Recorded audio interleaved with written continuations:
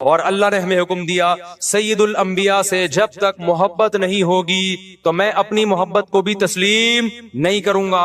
اے اللہ تو ہمیں بتا ہم نبی صلی اللہ علیہ وسلم سے تیرے حبیب سے محبت کے لیے ہم کیا کریں؟ اللہ نے ہمیں بتایا درود شریف کی کثرت کیا کرو، تو ہم درود شریف کی کثرت کے قائل ہیں۔ ہم نبی سے پوچھتے ہیں کہ آپ اللہ کے سفیر ہیں، یا رسول اللہ ہم آپ پہ درود کیسے پڑھیں؟ ہمارے نبی نے وہ بھی ہمیں بتا دیا، فرمایا جب دور ہو تو اللہم صلی علی محمد یہ والے درود پڑھا کرو، فرشتے مجھ تک پہنچا دیں گے، اور جب میری قبر پہ آ کے پڑھا کرو تو الصلاۃ والسلام علیک یا رسول اللہ، میں ڈائریکٹ تمہارے درود کو سن لیتا ہوں۔ تو ہمارے پاس اس بارے میں بھی ہدایات کیا ہیں؟ واضح ہدایات ہیں۔ اور درود پڑھنے سے عقیدہ توحید مضبوط ہوتا ہے۔ کیوں؟ درود اصل میں دعا ہے اللہ سے، کس کے لیے؟ پیغمبر کے لیے۔ اس میں اور عقیدہ بنتا ہے کہ بھائی پیغمبر بھی اللہ کی رحمت کے محتاج ہیں، تبھی تو ہمیں کہا جا رہا ہے پیغمبر کے لیے دعائیں مانگو۔ ہاں ہماری دعا کے محتاج نہیں ہے، اللہ نے تو ویسے بھی پیغمبر پہ رحم کرنا ہے، لیکن ہم انگلی کٹا کے اپنا نام شہیدوں میں لکھوا لیتے ہیں۔ تو ہمیں اللہ نے اپنے حبیب سے محبت کے اظہار کا یہ موقع دے دیا۔ ہم جب پیغمبر سے پوچھتے ہیں یا رسول اللہ، ہر عبادت کے لیے کوئی خاص وقت ہوتا ہے جس میں اس عبادت کی فضیلت بڑھ جاتی ہے۔ روزہ عام دنوں میں رکھو 3 روزوں کا ثواب، 10 نیکیوں 10 روزوں کا ثواب، رمضان میں رکھو گے تو ثواب بڑھ جائے گا۔ تو یا رسول اللہ ہم آپ پہ جب درود پڑھیں تو کوئی ایسا دن ہے، کوئی ایسا ٹائم ہے جس میں درود پڑھنے سے ہمیں ثواب زیادہ ملے گا؟ آپ صلی اللہ علیہ وسلم نے فرمایا ہاں، جمعے کے دن درود پڑھنے کا ثواب، حدیث کا مفہوم ہے، عام دنوں سے زیادہ ہے۔ اس لیے ہمارے جتنے بھی اکابر ہیں وہ جمعے کے دن درود شریف کی کثرت کیا کرتے تھے۔ یا رسول اللہ آپ اللہ کے حبیب ہیں، اللہ نے قرآن میں حکم دیا ہے من یطیع الرسول فقد اطاع اللہ، جو پیغمبر کو فالو کرے گا، پیغمبر کی بات مانے گا، وہ ایسے ہی ہے جیسے اللہ کی۔ تو آپ ہمیں بتائیے درود شریف ہم نے بلند آواز سے پڑھنا ہے یا آہستہ آواز سے؟ ہمارے نبی نے ہمیں تلقین کی کیسے؟ آہستہ آواز سے۔ یا رسول اللہ درود ہم نے انفرادی طور پہ پڑھنا ہے یا جتھے بنا کے پڑھنا ہے؟ آپ صلی اللہ علیہ وسلم نے فرمایا دیکھو آخر میں ایک جنتی فرقہ ہوگا، وہ ہوگا جس پر میں اور میرے صحابہ کا عمل۔ صحابہ نے جتھے بنا کے درود کی محفلیں نہیں لگائی ہیں، جس صحابی کو جہاں موقع ملا انہوں نے کثرت سے پیغمبر پر درود پڑھا۔ ہم نے اپنے اکابر کو دیکھا ہے، اپنے علماء کو دیکھا ہے، آج بھی بزرگان دین کو دیکھا ہے، کوئی مسجد کے اس کے کونے میں بیٹھ کے تسبیح ہاتھ میں لے کے درود شریف پڑھ رہا ہوگا، کوئی مسجد کے اس کونے میں بیٹھ کے۔ میرے شیخ اور اپنے علماء مشائخ کو میں نے دیکھا ہے جب مسجد نبی میں جاتے ہیں 2 گھنٹے، 1 گھنٹے، 2.5 3 گھنٹے، عصر سے مغرب تک کا پورا ٹائم پیغمبر صلی اللہ علیہ وسلم کے روضہ رسول کے نبی کے روضے کے قریب سارا ٹائم درود شریف میں گزار دیتے ہیں۔ یہ وہ طریقہ ہے جو پیغمبر سے محبت کا اظہار کا اللہ نے آپ کو بتایا ہے۔ اے اللہ ہم اور کس طرح سے آپ سے محبت کا اظہار کر سکتے ہیں؟ اللہ نے فرمایا کہ جو پیغمبر سے محبت کرنا چاہتا ہے اسے پیغمبر کے اخلاق اور عادات اپنی زندگی میں لانے پڑیں گے۔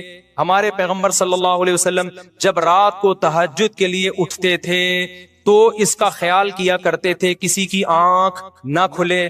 جب رات کے وقت آپ گھر میں تشریف لاتے اتنا آہستہ آواز سے سلام کرتے کہ جو جاگ رہا ہے وہ جواب دے دے، جو سو رہا ہے اس کی آنکھ نہ کھلے۔ لیکن ہم پیغمبر سے محبت کا اظہار کیسے کرتے ہیں؟ موبائلوں کے سگنل کیا ہو گئے؟ بند۔ یہ محبت کا اظہار کا کیا ہے؟ اتنے بڑے بڑے جلوس، ناچ گانے اور جو میوزک، موسیقی اور تھرکنا اور بھڑکنا اور روڈ بلاک کر دینا، سیکیورٹی کے مسائل کا کھڑا ہو جانا گورنمنٹ کے لیے، اور کس قدر لوگوں کو تکلیف اور اذیت پہنچنا، یہ پیغمبر صلی اللہ علیہ وسلم کی سیرت بولو نہیں ہے۔ یا رسول اللہ ہم آپ سے محبت کے اظہار کے لیے کون سا حلوہ پکا سکتے ہیں؟ ہم نبی سے محبت، جب تک پیغمبر سے محبت نہ ہو ایمان قابل قبول نہیں ہے، لیکن محبت کا انداز وہ ہوگا جو اللہ کے رسول نے بتایا ہے۔ یا رسول اللہ ہم آپ کی یاد میں کون سا حلوہ پکائیں، کتنی بریانی کی دیگیں آپ کی یاد میں؟ نبی نے فرمایا جو مجھے یاد رکھنا چاہتا ہے وہ روزے رکھے، کیونکہ نبی صلی اللہ علیہ وسلم نے فرمایا، بخاری مسلم کی حدیث، بدترین برتن جو بھر جائے وہ انسان کا پیٹ ہے۔ یا رسول اللہ ہم کتنا کھائیں آپ کی یاد میں؟ نبی نے فرمایا میری یاد میں مجھے خوش کرنا چاہتے ہو، اللہ کو خوش کرنا چاہتے ہو تو کھانا نہیں بلکہ کھانا چھوڑنا پڑے گا، ناغے کرنے پڑیں گے، روزے رکھنے پڑیں گے۔ آپ نے فرمایا بہترین روزہ داؤد علیہ السلام کا روزہ ہے، 1 دن روزہ 1 دن ناغا، 1 دن روزہ 1 دن ناغا۔ نہیں آئی بات میرا خیال ہے سمجھ میں؟ پیٹ بھرنے سے منع کیا، موٹاپے سے منع کیا. نبی صلی اللہ علیہ وسلم نے فرمایا, بخاری کی حدیث, سب سے بہترین امت میری, پھر اس کے بعد خیر القرون قرنی ثم الذین یلونہم ثم الذین یلونہم. پھر آپ نے فرمایا اس امت میں برائی آئے گی. وہ برائی کیا ہوگی؟ زیادہ کھانا, جس کی وجہ سے موٹاپا پھیل جائے گا. بخاری مسلم کی حدیث ہے. کھانے سے پتلا ہوتا ہے, موٹا ہوتا ہے. نبی فرما رہے میری امت میں جو سب سے پہلے برائی آئے گی جھوٹ اور موٹاپا. یہ بخاری کی حدیث ہے. ایک موٹاپا وہ ہوتا ہے جو نیچرلی ہوتا ہے, بہت سے اللہ والوں کو بھی ہم نے دیکھا ہے وہ بائی نیچر موٹے ہوتے ہیں, بھاری ہوتے ہیں, اس سے یہ کوئی گناہ نہیں ہے, وہ صحابہ کرام میں بھی تھے. یہاں اس موٹاپے کی برائی بیان ہو رہی ہے جو حلوے مانڈے کھانے کی وجہ سے ہو. چاہے 11ویں شریف کے نام پہ کھاؤ, چاہے 12ویں شریف کے نام پہ نہ کھاؤ, جب کھاؤ گے اس سے خدا خوش نہیں ہوگا. کھانے سے پرہیز کرو گے تو خدا کیا ہوگا؟ خوش ہوگا. آپ کہتے ہو ہم کھلاتے ہیں, کھاتے بھی تو ہو, اور جن کو کھلا رہے ہو وہ کون سا وہ لوگ ہیں جن کو 2 وقت کا کھانا نہیں ملا؟ وہ 6 محفلوں کے کھانے 11ویں پھوڑ کے آئے ہوئے ہوتے ہیں آپ کے پاس. ہم فراق یار میں گھل گھل کے ہاتھی ہو گئے, اتنے گھلے رستم کے ساتھی ہو گئے. یار کا فراق, یار کی جدائی, اس میں گھل گھل کے عاشق موٹا ہوتا ہے کہ دبلا ہوتا ہے؟ بولو نا, دبلا ہوتا ہے. لیکن شاعر کہہ رہا ہے آج کا جو عاشق ہے وہ یار کی جدائی میں گھل گھل کے ہاتھی ہو رہا ہے, بجائے پتلے ہونے کے کیا ہو رہا ہے؟ موٹا ہو رہا ہے. اتنا گھلتا ہے کہ رستم پہلوان کا ساتھی بن جاتا ہے. اسلام میں بھوکا رہنا سنت ہے, پھوڑنا پھاڑنا کھانا پینا یہ سنت نہیں ہے. 40 دن نبی کے گھر میں چولہا نہیں جلا. اور اگر آپ کھاتے ہو کھاؤ, مذہب کا لیبل مت لگاؤ اس پہ. کھانے پر پابندی نہیں ہے, مذہب کا لیبل تو مت لگاؤ نا کہ بہت ثواب کا. میں بھی جاتا ہوں, نہاری کھاتا ہوں, الحمدللہ پھوڑتا ہوں, لیکن یہ نہیں کہتا سنت پہ عمل کر رہا ہوں میں, یہ نہیں کہتا میں. بھائی دل چاہ رہا تھا کھا لیا ہم نے, مدذل لا لیا, جو سامنے آیا کھا لیا. سنت کا لیول نہیں. سنت جب ہے جب روزہ رکھوں گا, جس دن نہیں کھاؤں گا یار آج فاقہ کرو, پھر بتاؤں گا ویلاگ بناؤں گا, دیکھو آج میں فاقے سے ہوں. سنت ہے یہ. پھوڑنے پھاڑنے کے بھی ویلاگ ہم بناتے ہیں بس نہاری کے فضائل سنانے کے لیے کہ اتنی مزے کی. سنت سمجھ کے نہیں پھوڑتے آپ. آج ہماری سوسائٹی کھانے کو مذہب سمجھنا شروع کر دیا ہے. مذہب نہیں ہے کھانا, فاقے مذہب ہے, بھوکا رہنا مذہب ہے. حالت جنابت میں اذکار اور تسبیح پڑھنا. حالت جنابت میں تسبیح ہاتھ میں لے کر تیسرا کلمہ, درود شریف, استغفار یا دوسرے اذکار اور دعائیں پڑھ سکتے ہیں. ام ساجد انڈیا سے. جی بالکل پڑھ سکتے ہیں, کوئی حرج نہیں ہے اس میں. اور خاص طور پہ جو خواتین مینسز کی حالت میں ہوتی ہیں وہ تو بالکل ہی عبادت چھوڑ دیتی ہیں, یہ بھی صحیح نہیں ہے.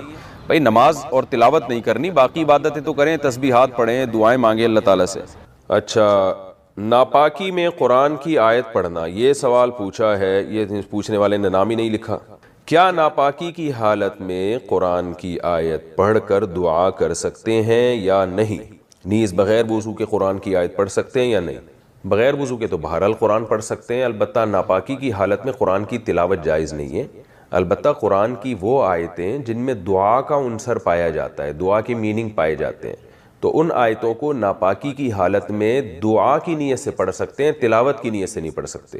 جیسے قرآن میں آتا ہے ربنا آتنا فی الدنیا حسنۃ وفی الآخرۃ حسنۃ وقنا عذاب النار. اب یہ دعا ہے لیکن قرآن کی آیت بھی ہے, تو آپ اسے آیت کی نیت سے نہ پڑھیں. ناپاکی کی حالت میں دعا کی نیت سے آپ پڑھ سکتے ہیں. اسی طرح آیت الکرسی ہے تو یہ قرآن کی آیت, لیکن اگر آپ ناپاکی کی حالت میں یعنی جنابت میں یا حیض و نفاس کی عورت اگر ہے تو حیض و نفاس کی حالت میں آیت الکرسی قرآن کی تلاوت کی نیت سے نہ پڑھے. ہاں وہ بطور دم کے, بطور رقیہ کے, بطور وظیفہ کے پڑھ سکتی ہے وہ. اسی طرح سورہ فلق, سورہ ناس ہے, آپ دم کرنے کے لیے تو پڑھ سکتے ہیں, تلاوت کی نیت سے نہیں پڑھ سکتے آپ.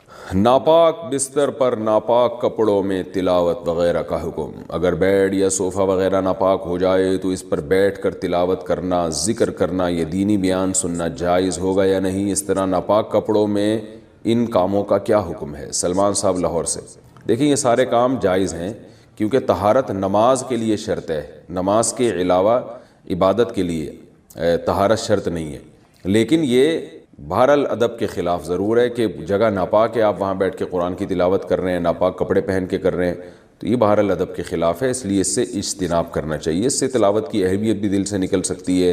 اور ہاں بیان سن لیں, اگر اس کو فوری طور پر پاک کرنے میں کوئی تکلیف ہو رہی ہے تو بیان سننے میں کوئی حرج نہیں ہے, لیکن تلاوت کرنا ناپاک کپڑوں میں یہ بہتر نہیں ہے. ناپاکی کی حالت میں آیت کریمہ پڑھنے کا حکم.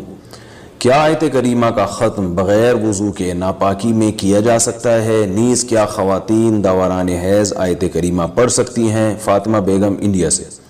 آیت کریمہ جب تلاوت پڑھی جاتی ہے نا بطور وظیفے یا دعا کے، تو اس میں قرآن کی نیت نہیں ہوتی، اور علماء نے یہ بات بیان کی ہے فقہاء نے کتابوں میں کہ قرآن کی کسی آیت کو بطور وظیفے کے یا بطور دعا کے پڑھا جائے تو وہ قرآن پھر قرآن نہیں رہتا، بلکہ وہ محض ایک دعا بن جاتی ہے، لہذا وہ ناپاکی کی حالت میں بھی پڑھی جا سکتی ہے۔ لہذا آیت کریمہ آپ اگر وظیفے کے طور پہ دعا کے طور پہ پڑھ رہی ہیں تو یہ کام ناپاکی کی حالت میں بھی ہو سکتا ہے۔ اسی طرح آیت کریمہ کے علاوہ سورہ فاتحہ ہے، یا رات کو سوتے ہوئے جو دم کیا جاتا ہے اپنے اوپر سورہ فلق، سورہ ناس اور سورہ اخلاص کے ذریعے، تو یہ سب جائز ہے، اس میں ناپاکی کی حالت میں بھی کر سکتے ہیں، کیونکہ یہ قرآن کی تلاوت کی نیت سے نہیں ہوتا بلکہ یہ دم یا رقیہ کی نیت سے ہوتا ہے۔ قرآن پورا کرنے کے لیے حالت حیض میں قرآن پڑھ سکتے ہیں؟ میرا قرآن ختم ہونے میں 3 پارے رہ گئے ہیں، پیریڈ شروع ہو گئے ہیں۔ میں نے ایک کلپ میں سنا تھا کہ حیض کی حالت میں قرآن پڑھ سکتے ہیں اور تلاوت بھی سن سکتے ہیں، کیا یہ بات صحیح ہے؟ تلاوت سن تو سکتے ہیں، قرآن پڑھ نہیں سکتے۔ اس بارے میں میرا کلپ موجود ہے یوٹیوب پہ، محترمہ ڈاکٹر فرحت ہاشمی کا ایک ان کے حوالے سے ایک بات چلی تھی، اور جو ان کی اکیڈمی میں کام کرنے والی خواتین ہیں انہوں نے ایک فتوے کو وائرل کیا تھا جس میں یہ بتایا گیا تھا کہ حالت حیض میں بھی عورت قرآن کو ہاتھ لگا سکتی ہے۔ اس پر میں نے کلپ ریکارڈ کروایا تھا، تو میں محترمہ ڈاکٹر فرحت ہاشمی صاحبہ کا حوالے اس لیے دے رہا ہوں کہ میرا نام لکھ کے نا جب یہ سرچ کریں گے تو اس پہ وہ کلپ آپ کے پاس آ جائے گا، تو اس میں پہلے پورا مدلل اس پر میرا بیان ہے دلائل کے ساتھ کہ حالت حیض میں عورت قرآن کو ہاتھ نہیں لگا سکتی۔ مقصد خدا نخواستہ ڈاکٹر فرحت ہاشمی صاحبہ پر تنقید کرنا نہیں ہے کہ علمی مسئلے میں ان سے اختلاف کرنا ہے، اور مجھے یہ یقینی بھی معلوم نہیں ہے کہ ڈاکٹر فرحت ہاشمی صاحبہ کی رائے کیا ہے اس بارے میں۔ کسی نے مجھے بتایا تھا کہ ان کی یہ رائے ہے اور وہ اس کو پروموٹ کرتی ہیں کہ حالت حیض میں عورت قرآن کو ہاتھ لگا سکتی ہے، تو اس پر میں نے دلائل سے ایک بات ریکارڈ کروائی تھی، وہ آپ سرچ کر لیں۔ قطع نظر اس سے کہ باقی ڈاکٹر فرحت ہاشمی ایسا کہتی بھی ہیں کہ نہیں کہتی، واللہ عالم۔ باقی ڈاکٹر فرحت ہاشمی صاحبہ کا جو ایک کام ہے ماشاءاللہ قرآن کی خدمت کے حوالے سے، اس کا میں بہرحال معترف ہوں۔ کراچی سے ایک خاتون نے سوال پوچھا ہے کہ ایام حیض میں غیر یقینی صورتحال ہو تو غسل کب کریں؟ حیض کے آخری دنوں میں جب ہمیں دن میں صرف یہ 1 یا 2 بار اسپاٹنگ ہوتی ہے، یقین نہیں ہوتا کہ اب خون آئے گا یا نہیں، تو ہمیں غسل کرنے کے لیے کتنا انتظار کرنا چاہیے؟ نیز اگر ہم نے انتظار کیا اور بلیڈنگ نہ ہوئی تو کیا ان نمازوں کی قضا کرنی ہوگی؟ یہ سوال اگرچہ حیا کے خلاف ہے لیکن بہت زیادہ پوچھا جاتا ہے اور خواتین بہت پریشان ہوتی ہیں۔ دیکھیے، جب کم سے کم حیض کی مدت 3 دن ہے، 3 دن کے بعد کسی خاتون کو جب حیض آنا رک جائے تو خواتین کو اپنی عادت کا علم ہوتا ہے، اگر غالب گمان ہو کہ اب دوبارہ بلڈ نہیں آئے گا، حتیٰ کہ اسپاٹنگ بھی نہیں ہوگی، غالب گمان قریب یقین ہو، تو ان پر لازم ہے کہ وہ غسل کریں اور نماز شروع کر دیں۔ لیکن اس کے بعد اگر 10 دن کے اندر اندر دوبارہ ذرا سی بھی بلیڈنگ ہو گئی، ذرا سی بھی، تو اس کا مطلب یہ تھا کہ وہ جو نماز پڑھی تھی وہ ناپاکی کی حالت میں پڑھی تھی، لہذا وہ نمازیں لوٹانے کی تو ضرورت نہیں ہے کیونکہ وہ نماز ہوئی نہیں سرے سے۔ لیکن جیسے ہی اسپاٹنگ ہو تو دوبارہ سے رک جائیں نماز پڑھنے سے، اور پھر جب غالب گمان ہو کہ اب دوبارہ بلیڈنگ نہیں ہوگی تو دوبارہ غسل کر کے نماز شروع کریں۔ تو یہ ہے، تو ان کا جو اصل سوال تھا کہ ہمیں غسل کے لیے کتنا انتظار کرنا پڑے گا، تو اپنا غالب گمان دیکھنا پڑے گا آپ کو۔ جب غالب گمان ہو جائے کہ اب بلیڈنگ بالکل بھی نہیں ہوگی تو آپ پر لازم ہے کہ آپ غسل کریں اور نماز پڑھیں، اور اگر اس کے بعد یعنی غالب گمان نہیں ہے یہ، بلکہ ایک تردد ہے کہ شاید ہو شاید نہ ہو، تو پھر غسل کرنا لازم نہیں ہے، کیونکہ الیقین لا یزول بالشک، یقینی چیز تھی حیض کا ہونا، اس کا ختم ہونے کا جب تک یقین نہیں ہوگا تو غسل نہیں کیا جائے گا۔ البتہ بعض دفعہ ایسے ہوتا ہے کسی خاتون کا خیال یہ ہوتا ہے کہ اب دوبارہ مجھے بلیڈنگ ہوگی، اور اس خیال سے انہوں نے غسل ہی نہیں کیا، تو پھر پتہ چلا کہ بلیڈنگ تو نہیں ہو رہی، تو پھر جو نماز قضا ہوئی ہے اس کی قضا بھی کرنی پڑے گی ان کو۔ خواتین کو اس کا بہت خیال کرنا چاہیے کہ جب ایام ہوں ان کے مینسز کے تو وہ نماز کی بہت زیادہ حفاظت کریں۔ قرآن مجید میں اللہ تعالیٰ کے ارشاد ہے حافظوا علی الصلوات، نمازوں کی حفاظت کرو، محافظت۔ تو محافظت اسی طرح سے ہوتی ہے، اس کا خیال کرنا پڑتا ہے۔ تو فجر کی نماز اکثر خواتین کی گول ہو جاتی ہے کیونکہ وہ سوتے ہوئے میں گزر رہی ہوتی ہے اور اس دوران بلیڈنگ بند ہو چکی ہوتی ہے۔ تو جب خواتین کو اندازہ ہو کہ ان کے ایام حیض پورے ہو گئے ہیں، جیسے کسی کو 4 دن آتا ہے، کسی کو 5 دن آتا ہے، ایک عادت ہوتی ہے ہر عورت کی، تو 4 دن جیسے آنے کی عادت ہے تو 4 دن کے بعد پھر ان پر لازم ہے کہ وہ صبح صادق کے وقت اٹھ کر دیکھیں کہ ہمیں بلیڈنگ آ رہی ہے یا بند ہو گئی ہے. ایسا نہ ہو کہ سوتے سوتے میں نماز ہی قضا ہو جائے. تو اگر بلیڈنگ بند ہو گئی ہے تو اس وقت غسل کر کے فجر پڑھیں. اور اگر بعض دفعہ یہ بھی ہوتا ہے کہ عشاء کی نماز بھی لازم ہو جاتی ہے. مثال کے طور پر صبح صادق کا وقت شروع ہو رہا ہے 5:30 پر، 5:30 بجے صبح. تو اب رات کو تو خاتون کا خیال یہ تھا کہ بلیڈنگ ہو رہی ہے اور آخری دن ہے ان کا ایام حیض کا، تو ان پر لازم تھا کہ وہ صبح صادق سے پہلے اٹھ کے دیکھیں کہ واقعی بند ہو چکی ہے یا نہیں. اگر بند ہو چکی ہے تو پھر یہ عشاء کی نماز بھی واجب ہے، عشاء کی نماز بھی پڑھنی پڑے گی آپ کو. تو بعض خواتین بالکل اس میں غفلت سے کام لیتی ہیں. میں یہ نہیں کہہ رہا کہ ابھی بلیڈنگ شروع ہوئی ہے تو رات کو دوبارہ ہر رات کو اٹھ کے دیکھنا شروع کریں کہ بلیڈنگ ہے یا نہیں ہے. تو جو عادت ہے وہ اس کو تو گزرنے دیں. 3 یا 4 دن کی کسی کو عادت ہے، کسی کو 5 دن کی عادت ہے. لیکن جس دن یہ احتمال شروع ہو جائے کہ اب بلیڈنگ رک سکتی ہے تو اس دن عشاء کی نماز اور فجر کی نماز میں خاص طور پر خیال کریں، کیونکہ یہ 2 نمازیں سوتے میں گزر جاتی ہیں. نماز کی ہر رکعت میں سورہ اخلاص پڑھنا. فرض نماز میں ہر رکعت میں سورہ اخلاص پڑھ سکتے ہیں. خلیفہ شاہ نیو یارک سے پڑھ سکتے ہیں، نماز ہو جائے گی. حدیث میں آتا ہے ایک صحابی نماز میں بار بار سورہ اخلاص پڑھتے تھے. آپ نے ان کو بلا کے پوچھا، انہوں نے کہا مجھے اس سے محبت ہے، تو آپ نے ان کو جنت کی بشارت دی. تو اگر کسی کو عقیدہ توحید سے محبت ہے، اللہ تعالیٰ کی توحید ہے، اس میں اس نیت سے پڑھتا ہے تو انشاءاللہ کوئی حرج نہیں ہے. لیکن نارملی یہ عمل ناپسندیدہ ہے. صحابہ نے شکایت بھی اسی وجہ سے کی تھی نا کہ نبی کا عام معمول یہ نہیں تھا. تو بہتر یہی ہے کہ ایک رکعت میں کوئی سورت پڑھیں، دوسری میں دوسری پڑھیں، تیسری میں تیسری سنتیں پڑھ رہے ہیں تو تیسری میں کوئی اور سورت. بہتر یہی ہے. کبھی کبھار اگر ہو جائے تو کوئی حرج نہیں ہے. عصر سے پہلے نفل نماز کا حکم. عائشہ صاحبہ نیو یارک سے پوچھتی ہیں عصر سے پہلے نفل نماز پڑھ سکتے ہیں؟ پہلے جتنی چاہیں پڑھیں، بعد میں نہیں پڑھ سکتے. عصر کی نماز کے بعد نفل پڑھنا جائز نہیں ہے. ہاں قضاء عمری پڑھ سکتے ہیں، یہ کوئی اور قضا نماز ہو جائے تو وہ پڑھ سکتے ہیں، لیکن نوافل عصر کے بعد نہیں پڑھ سکتے. پہلے جتنے چاہیں پڑھیں. نماز میں آنکھ بند کرنا جائز ہے؟ کیا نماز میں آنکھ بند کر سکتے ہیں اور کتنی دیر تک؟ عابد خان سعودی عرب سے. نماز میں آنکھ بند کرنا مکروہ ہے، ناپسندیدہ ہے، کیونکہ نبی صلی اللہ علیہ وسلم ہمیشہ آنکھیں کھول کے نماز پڑھتے تھے. تو اس لیے بہتر یہی ہے کہ نماز میں آنکھ کھول کے نماز پڑھیں آپ. اندھیرے میں نماز پڑھنے کا حکم. اندھیرے میں نماز پڑھنا ممنوع ہے یا نہیں؟ عثمان غنی آئی لینڈ سے. کوئی ممنوع نہیں ہے، پڑھ سکتے ہیں. عبد الرشید صاحب راجستھان انڈیا سے پوچھتے ہیں کیا نماز میں بسم اللہ پڑھنا واجب ہے؟ کیا بسم اللہ الرحمن الرحیم نماز کی پہلی رکعت میں پڑھی جائے گی یا ہر رکعت میں پڑھنا وہ لازم ہے؟ بھائی لازم کسی رکعت میں بھی نہیں ہے، سنت ہے. بہتر ہے جب پہلی رکعت میں آپ اللہ اکبر کہہ کے نیت باندھتے ہیں تو ثنا پڑھیں. ثنا کے بعد اعوذ باللہ من الشیطان الرجیم، پھر بسم اللہ الرحمن الرحیم، پھر سورہ فاتحہ پڑھیں. سورہ فاتحہ کے بعد اگر آپ درمیان سے کہیں سے تلاوت کر رہے ہیں سورت کے تو پھر بسم اللہ نہ پڑھیں. اگر سورت کے شروع سے تلاوت کر رہے ہیں تو پھر بسم اللہ الرحمن الرحیم دوبارہ پڑھیں. اور جیسے علم تر کیف فعل ربک پڑھ لی یا قل هو اللہ پڑھ لی، تو سورت شروع کرنے سے پہلے بسم اللہ پڑھیں آپ، سنت ہے. پھر جب دوسری رکعت کے لیے آپ کھڑے ہوں گے تو پھر سورہ فاتحہ سے پہلے بسم اللہ، اور پھر جب سورہ فاتحہ پڑھ کے نئی سورت شروع کریں گے تو بسم اللہ. اگر سورت شروع نہیں کرتے، قرآن کے درمیان سے پڑھتے ہیں تو پھر بسم اللہ نہ پڑھیں، کیونکہ بسم اللہ سورت شروع کرنے سے پہلے پڑھنا سنت ہے. تو چاہے سورہ فاتحہ ہو یا کوئی نئی سورت ہو، اس سے پہلے بسم اللہ عام حالات میں بھی پڑھنی چاہیے اور نماز میں بھی. ہاں سورہ توبہ جب آپ پڑھیں گے تو پھر اس سے پہلے بسم اللہ الرحمن الرحیم نہ پڑھیں آپ. لیکن یہ واجب نہیں ہے، میں نے بتایا سنت ہے، چھوٹ جائے تو کوئی گناہ نہیں ہے. کیا عشاء کے صرف 4 فرض پڑھ سکتے ہیں؟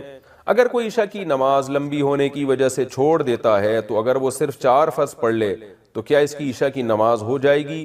اسی طرح اگر عصر کی بھی صرف 4 رکعت فرض پڑھ لے تو کیا اس کی نماز ہو جائے گی؟ کوئی گناہ تو نہیں ہوگا؟ حنا صاحبہ بہاولپور سے. جی حنا صاحبہ بالکل فرض نماز ہو جائے گی. 17 رکعتیں سوچ کے نماز ہی چھوڑ دینا عشاء کی، یہ تو بہت بڑا ظلم ہے. تو 4 فرض یہ بہت زیادہ ضروری ہیں. اگر کوئی سنتیں نہیں پڑھ رہا، صرف 4 فرض پڑھ لیتا ہے تو فرض تو ذمے سے ساقط ہو گئے نا، ورنہ فرض چھوڑنا تو کبیرہ بہت بڑا گناہ ہے اسلام میں. تو کسی بھی طرح ہو فرض بہرحال پڑھے. باقی عشاء کے بعد 2 سنتیں مؤکدہ ہیں تو وہ بھی پڑھ لے، کیا جا رہا ہے اس میں، وہ بھی مؤکدہ ہیں. کبھی کبھار چھوڑ دیں تو کوئی حرج نہیں ہے، لیکن چھوڑنے کا معمول بنا لینا اس میں گناہ کا خطرہ ہے. ایسا شخص قابل ملامت ہے، نبی کی شفاعت سے محروم ہونے کا خطرہ ہے. تو اس لیے دو سنتوں کو کبھی معمول بنانا چاہیے, کبھی کبھار چھوٹ جائے تو کوئی حرج نہیں ہے, لیکن بہرحال ان دو سنتوں میں اور 4 فرض میں زمین آسمان کا فرق ہے.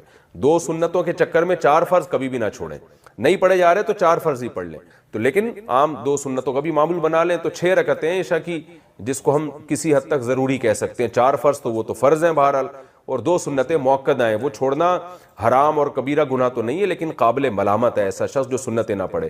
اور وطر 3 رکعت وطر رہ گئے, وہ پوری رات میں کبھی بھی پڑھ لیں, وہ بھی واجب ہیں, وہ چھوڑیں گے تو گنہگار ہوں گے. باقی عصر سے پہلے 4 رکعتیں پڑھنا وہ سنت ہے, وہ لازمی نہیں ہے. پہلے سوال ہے جی محمد صاحب انڈیا, محمد صاحب کی طرف سے جو انڈیا سے ہیں, کیا نماز میں نیت کے لیے یہ کہنا ضروری ہے کہ میں 4 رکعت فرض نماز پڑھ رہا ہوں, منہ میرا کعبہ شریف کی طرف, امام صاحب کے پیچھے, یا دل میں ہی پتا ہو کہ آپ 4 رکعت فرض پڑھ رہے ہیں تو یہ بھی کافی ہوگا؟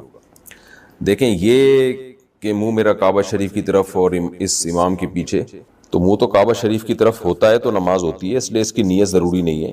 باقی یہ کہ امام کے پیچھے میں دل میں اتنا ارادہ کافی ہے کہ میں جماعت سے نماز پڑھ رہا ہوں, اب اکیلا نہیں پڑھ رہا. بعض دفعہ انسان صف میں کھڑا ہوتا ہے, اپنی نیت باندھ لیتا ہے, تو دل میں بس اتنا ارادہ ہوتا ہی ہے. جب آپ صف میں کھڑے ہیں تو اور کیا کرنے کے لیے کھڑے ہیں, اپنی نماز تھوڑی پڑھنے کے لیے کھڑے ہیں.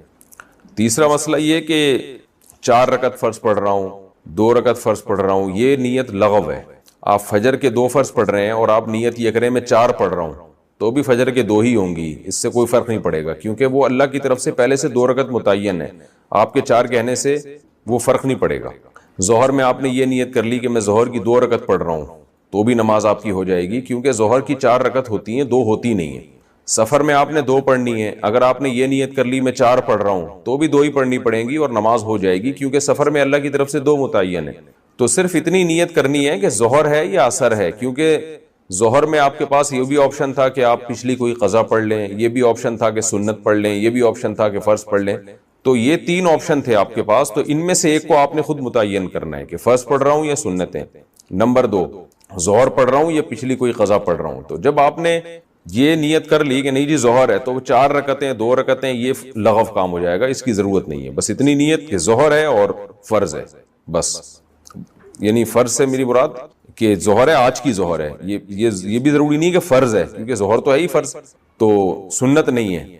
سنتیں پڑھ رہے ہیں تو دل میں یہ نیت ہو کہ یہ ظہر میں سنت پڑھ رہا ہوں, میں فرض نہیں پڑھ رہا. تو بس اتنا, یہ اتنی کافی ہے. آج کل نیتوں میں بہت زیادہ غلو ہونے لگا ہے. نماز میں نیت ضروری ہے یا تکبیر کہنا کافی ہے؟